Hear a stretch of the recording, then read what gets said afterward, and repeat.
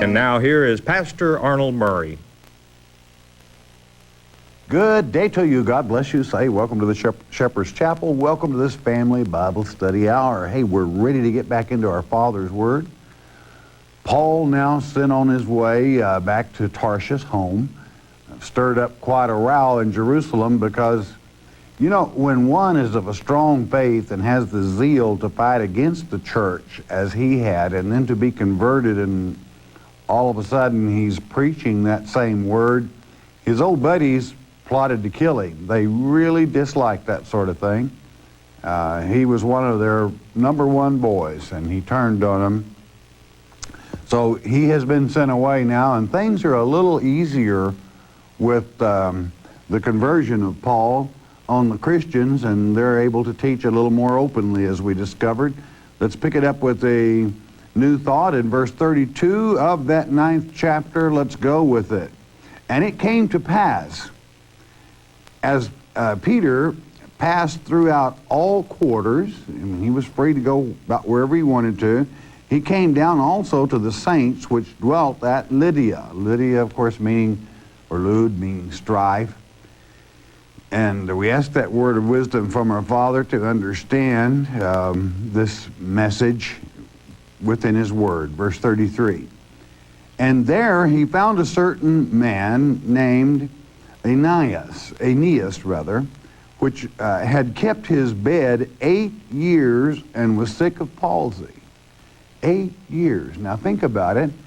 In numerics, that 8 is new beginnings. So in a sense, we're going to express a new beginnings in Christianity in as much as when we finish the 10th chapter, Christianity will be open to all people, and what a blessed event. But at the same time, we look back to the old where there was a bride for Christ, and a virgin bride supposedly, and that great Song of Songs, Solomon, brings that to mind. But here we have this one that's about to give us new beginnings. That's what it's symbolic of, 34. And Peter said unto him, Aeneas, Jesus Christ maketh thee whole. Arise and make thy bed. And he rose immediately. And of course, the poor man's bed was what we call a pallet or a bedroll. He rolled it up, 35. And all that dwelt at Lydia and Saron, Lydia strife, Saron meaning plain, saw him and turned to the Lord. You see, anytime there is a miracle that we note here in the Word, usually there's a purpose for it. And it was to heal the man, yes, but that miracle converted many into the way, which is to say, the way of Christ. Okay? Verse 36. Now, there was at Joppa, meaning beauty, a certain disciple, that's pupil, named Tabitha. And Tabitha, of course, means gazelle, which by interpretation is called Dorcas, doe, or what we call a roe or a deer. Now, this is giving you the name in both Aramaic as well as the Greek, okay? This woman was full of good works and alms deeds, which she did. And of course, the word disciple here is the same word utilized as disciple for the disciples, the 12, only it's in the feminine sense. But I want you to know she was still a pupil. The church was opening to both men and women. Now, anytime that you hear this doe or roe brought forth, I hope it automatically, I think that this woman is symbolic of the bride of Christ. That is to say, the body of God's people, if you would. Because of her good works and alms deeds, compassion at its utmost to the poor would be one of the best ways you could try to describe that word alms deed from the Greek. Compassion at its utmost to the poor, to all people. So I can't help thinking of the wife of the youth, that great Song of Solomon, the greatest love story ever told. If you've never heard it really taught from the Word, chapter by chapter and verse by verse, I hope the next time I cover it, which you with satellite dishes, you can check your schedule, don't miss it. It is so beautiful, so touching, and such a wonderful thing. But I can't help but think of that song when I think of Tabitha, because to me she is symbolic in this teaching of the bride of Christ. Verse 37, and it came to pass in those days that she was sick and died, whom when they had washed, they laid her in an open chamber. I want you to make a note of Proverbs 5:19. And as a matter of fact, you're not going to have it on your character generator. I can't help turning there real quickly and sharing that with you, which kind of picks up on this thought. Proverbs 5:19, and it reads, let her be as the loving hind and pleasant roe. Let her breast satisfy thee at all times, and be thou ravished always with her love. For some reason, the connection between the gazelle and this, and as I stated, her name meaning gazelle in both Aramaic and the Greek, my mind goes there and then back to the Song of Solomon, the bride of Christ. Well, the bride was dead, and seemingly, as things had gone to the point that the Kenites seemed to sit in the seat of Moses, that she was kind of spiritually dead, the church, the bride. But we're going to see how she comes back to life, all right? And this good woman, full of alms deeds, verse 38. And for as much as Lydia was nigh to Joppa, and the disciples had heard that Peter was there, they sent unto him 2 men, desiring him that he would not delay to come to them. They sent a double witness saying, we need you here to bring forth that message. 39. Then Peter arose and went with them. When he was come, they brought him into the upper chamber. Now, I want you to observe what he saw as he looked around in this chamber where Tabitha was laid out for her burial. And all the widows stood by him weeping, and showing the coats and garments which Dorcas made while she was with them. Oh, isn't it pretty? Look what she knitted here, or look what she crocheted there, or look at this beautiful piece that she made while she was with us. She's gone now. Well, when you're praying for somebody and when you're looking for faith, that's not the crowd you want around. They gave up pretty easy, in other words. And it would seem like that sometimes, as far as putting the real truth back into the bride of Christ, whereby she has a little starch in her backbone, people would let her die today. Well, it was great, the church years. It just almost is an embarrassment to be called a Christian in this generation. The secular world seems to laugh and make light and think you're a second-class citizen. Hey, it doesn't matter what the secular world thinks or laughs at. They're doomed and probably going to hell anyway if they don't straighten out in the millennium. So why worry about them? They are so biblically illiterate that they don't know that this word is like reading tomorrow's newspaper, and they could find peace of mind and make something out of themselves, so they let it die. So let's observe what Peter does. Here you've got, her best friends. Wasn't she a nice lady? Well, she was with us. And he came there. Let's go to the next verse. I've lost my place there. Verse 40. But Peter put them all forth. He said, put them out. Hey, that's a bunch like that without faith that she can live is not going to do you any good. All right? Put them out. and kneeled down and prayed and turned him to the body, said, Tabitha, arise. And she opened her eyes. And when she saw Peter, she sat up. In other words, we see that the gospel through the disciples, the apostles, brought life back into the bride of Christ, the true bride that will be awaiting him when he returns in the very near future at the second advent. Established by this same man, Peter, that he would speak and bring life back into this town called Beauty, Roe, Gazelle, the beautiful symbolism of the bride of Christ in that greatest love story ever told, the Song of Solomon, given strictly in a spiritual sense, the most beautiful thing that man can enjoy until that true wedding arrives. So he brings her to life, 41. And he gave her his hand and lifted her up. And when he had called the saints and widows, presented her alive. Presented the church alive, you might say. Vivacious, ready to go. These people that were, oh, isn't this nice what all she has done? Now she is presented as alive. Yes, even the widows observed it. How great it is.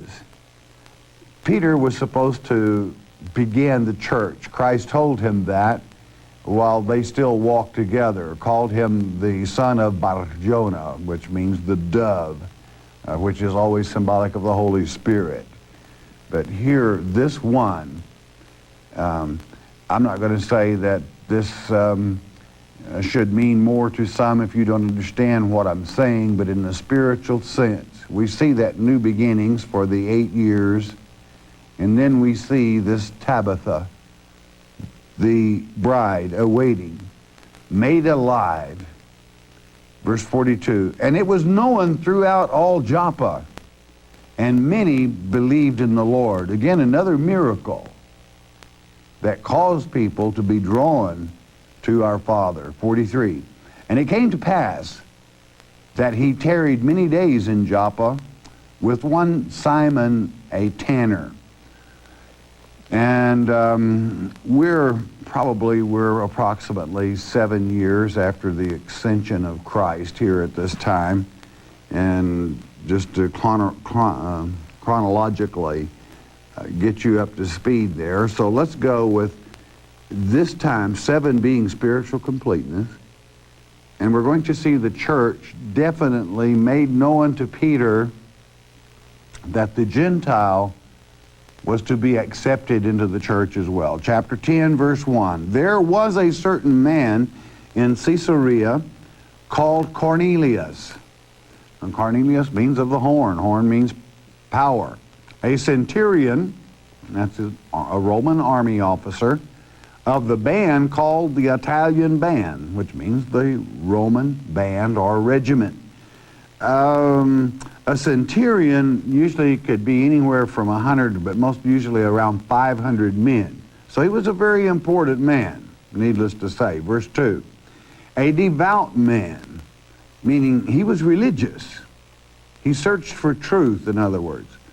And one that feared God, he revered him, loved him, with all his house, which gave much alms to the people, and that's to say to the poor, and prayed to God always.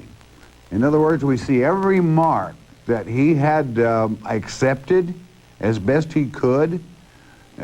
Your mind cannot help wondering, I wonder where he was the night Christ was crucified, if that had anything to do with his conversion. Well, there are legends of Romans that were converted that night as they saw him on the cross. There is legend that well, I won't go into it, but many other things of how people were influenced, even the soldiers. Verse 3. He saw in a vision, evidently about the 9th hour, that it'd be 3 p.m. of the day, an angel of God coming in to him and saying unto him, Cornelius. Here we have an angel of God speaking to this Gentile. Verse 4. And when he looked on him, he was afraid and said, What is it, Lord? Question. And he said unto him, Thy prayers and thine alms are come up for a memorial before God. Don't think God doesn't notice. Many times he may answer your prayers in a way you're not even aware of. Maybe simply by saying, no, you'll hurt yourself with this or someone else or whatever the case may be. But never doubt that he knows your alms. It impresses him. It touches him. Your labors, your work, your witness. He's aware of all of it. It makes his day. And certainly this Cornelius, in all honesty, must have really been, when it says he revered God, feared, revered, translated, that he loved him. No doubt that love was genuine and God knew it. Verse 5. And the angels of God speaks. And now send men to Joppa and call for one Simon whose surname is Peter. Now, of course, Joppa meaning beautiful, Simon meaning heard, and Peter the rock. So when you consider the rock our foundation, and the true word that is heard is so beautiful, and I'm not reading something into that, I just want to say that this was a beautiful day that God saw fit to impress upon the apostles that he loved all of his children, as you'll see as we continue the chapter. Verse 6. He lodged with one Simon a tanner, he lodgeth rather with one Simon a tanner, whose house is by the seaside. He shall tell thee what thou oughtest to do. He'll tell you what to do. God always guides and directs. He does even to this day, beloved, when you will prayerfully and study from his word, he will guide you. 7. And when the angel which spake unto Cornelius was departed, he called 2 of his household servants and a devout soldier of them that waited on him continually. This was godly servants, but at the same time, no doubt his own personal armor bearer, which is the man when you have your armor off that you trust at your back. So he trusted these totally and completely. That's 3 people, all right? Verse 8. And when he had declared all these things unto them, he sent them to Joppa. He's obeying God. Now, I want to tell you something. I purposely stated back in verse 41 that Peter presented the church alive to the people, that Peter brought her back to life. I hope you understood that I was testing you just a little bit, because I want you to know it was not Peter that brought her back to life. It was our Father. He only used Peter to bring forth the miracle. And here he's going to use Peter again. God's children are his signs to the people. So never forget that. Verse 9. Always give your father credit, is what I'm saying, because it was God that is sending these 3 on this trip. And verse 9. On the morrow, this would be the next day, as they went on their journey and drew nigh unto the city, Peter went up on the housetop to pray about the 6th hour. This would be the midday prayer. It's noon, all right? And we see that in this 6th hour would be about the time that our Lord was crucified. Time is given that you take note. 10. And he became very hungry and would have eaten, but while they made ready, he fell into a trance. God put him in this mode of observing a vision, all right? Verse 11. And what did he see? And he saw heaven opened, and a certain vessel descending unto him. And it had, as it had been a great sheet knit or helt at the four corners, and let down to the earth. Verse 12.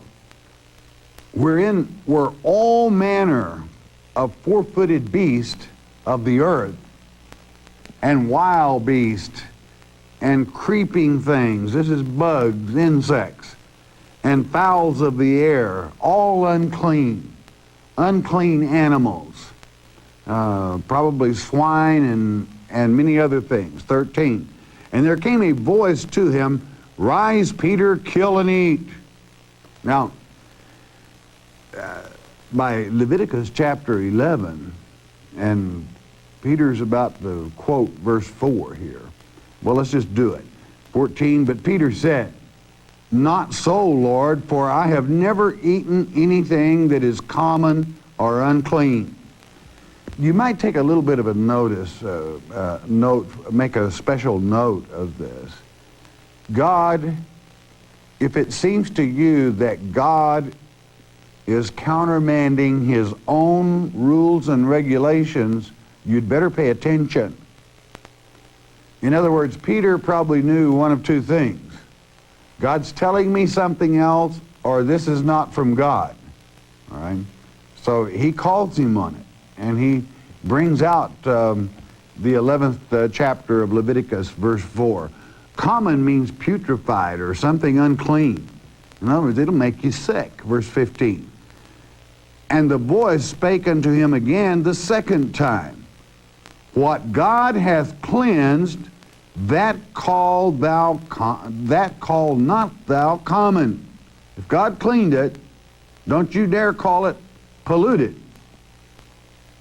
Now, I'm sure this would put you in quite a quandary, but don't worry, God will never leave you there. Let's continue. 16. This was done thrice, 3 times. The same as Peter would deny Christ thrice, the same as Peter would be told by Christ, Lovest thou me, Peter? Feed my lambs. Lovest thou me, Peter? Feed my sheep. Lovest thou me, Peter? Feed my sheep. 3 times. Was Peter slow? No, God was making a point. 3 times.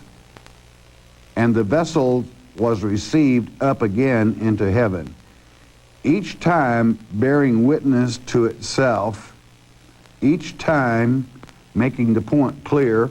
And you've got some people that say, well, that means God really cleansed every animal and we can just partake of it all we want to. Well, stick around for a minute. I'll give you a clue. He's not talking about animals. He didn't let Peter eat any of that junk. He took it back up each time, and it was only a vision anyway. It wasn't real. Verse 17. Now, while Peter doubted in himself what this vision which he had seen should mean, behold, the men which were sent from Cornelius had made inquiry for Simon's house and stood before the gate. God has everything timed just right, all right? He's going to give him the understanding, but I'm sure he was disturbed. God does not countermand his own orders. 18.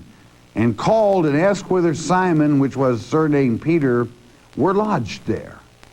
19.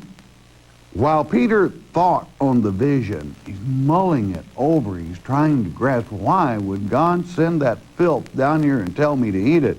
Don't call anything unclean that I've cleaned. The Spirit, and actually the Holy Spirit, said unto him, Behold, 3 men seek thee.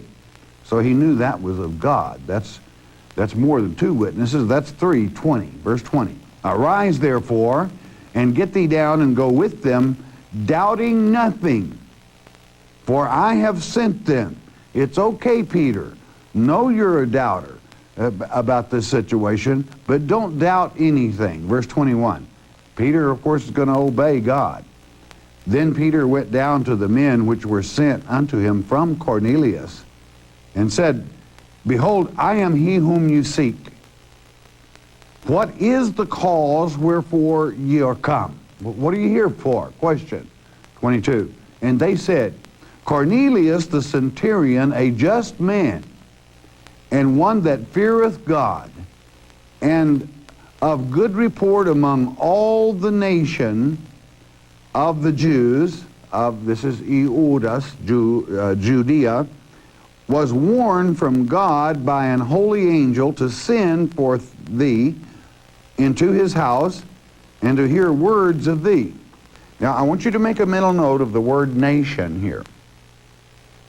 Nation is singular, and sometimes when it's used in a singular sense, it can be used as Israel. But this particular place happens to be ethnos, which is the word that we get ethnic in English from, which means the ethnic peoples, all right, or nations. It's important, and I'll explain in a moment. Verse 23. And verse 23 reads, Then called he them in and lodged them, and on the morrow Peter went away with them, and certain brethren, that's believers, from Joppa accompanied him. In other words, some of these loyal followers and brethren of Peter went with him. 24. And the morrow after they entered into Caesarea, and Cornelius waited for them, and had called together his kinsmen, that means his relatives, and near friends. He had quite a crowd waiting, knowing these men the man of God was coming. 25. And as Peter was coming in, Cornelius met him and fell down at his feet and worshiped him. I mean, God told him to send for this man. He's got to be a man of God. Got to worship him. That's been the downfall of many a person. Listen carefully. Learn every lesson available. 26. But Peter took him up, saying, Stand up. I myself also am a man. Don't you bow before me. You treat me like another man, for that's all I am. In other words, it was God that leads and uses his people. But don't ever forget that, beloved. If God would ever see fit to bless you with a gift that would draw people to you, don't ever abuse it. And always bear in mind that it is God that touches people. And never, never worship a man. All right, verse 27. And as he talked with him, he went in and found many that were come together. I mean, we got quite a congregation here, you know. You know something? They're probably all Gentile, though. We really got a church full. And it had been just a short time that Peter and these brethren with him were not allowed to even enter the house of a Gentile. Well, let's continue on. 28. And he said unto them, Ye know how that it is an unlawful thing for a man that is a Jew to keep company, that's to socialize, or come unto one of another nation. There's that word nation again. I told you to remember the nation ethnos back in verse 22. Well, it's not ethnos here. And I'll tell you what it is in just a moment. But God, listen carefully, it was unlawful to go to a man. In other words, man is what was the sheet with the filth in it, was symbolizing it was unlawful unto one of another nation. But God hath showed me that I should not call any man, not animal, not food, man, common, or unclean. Now, the secret to the message is in the manuscripts, in the word nation here, used not all that many times, and of course, Eudas means of Judah. The word Jew it's a good word right enough, but it has two meanings. It can mean someone of a resident of Judea or a child of Judah. And here it is meant as Judah. But this word nations is alophilos. Alophilos. It's made up of two Greek words. And I think God did this so that you would call attention, so that no one could miss the vision that he had given Peter of the sheet and the unclean things. Alos, the first part of that word, means different. You got it? Different than you are. And hule means race or kindred. Naturally, the Greek word used as nations here means of a different race and kindred. That God is saying, I don't care what your laws concerning the church, who can come and who can go, you will never call someone of a different race or a different kinsman unclean or unfit to come into the church. You'll remember, this hinges all the way back to when Christ would, before he had paid the price on the cross to open the ministry to everyone, and was meant for everyone, that he said, you will go but to the lost sheep of the house of Israel. Those were Jesus' words in the book of Matthew when he first sent them out. Don't go to anyone but the lost sheep. Well, now we see that God, inasmuch as the price is paid, loves all of his children, as I've taught you from day one. Alophilos, all people. Don't ever call any man. So you see, this has nothing to do with the health laws of what you should consume. But it has to do with the different races. It is really sad. And some people that do not understand the language would say, well, now they're so skittish today that they would say, well, now, is that a racist statement? No, it isn't at all. If you're not bright enough by this 20th century where we have DNA and people are well educated, if you're not aware of the fact that there are different races in the world, you're asleep or stupid, one or the other. And what God is saying here is, do not shut out a man because of his race and call him unclean, but respect with dignity the difference and his customs, his traditions. Respect them. Don't call them unclean.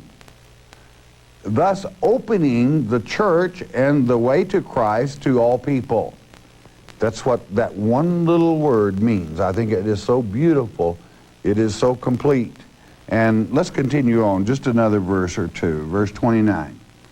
Therefore came I unto you without gainsaying. I didn't dispute this. You know, Peter was doubting. But he didn't say a word. As soon as I was sent for, I asked therefore for what intent you have sent for me. Verse 30.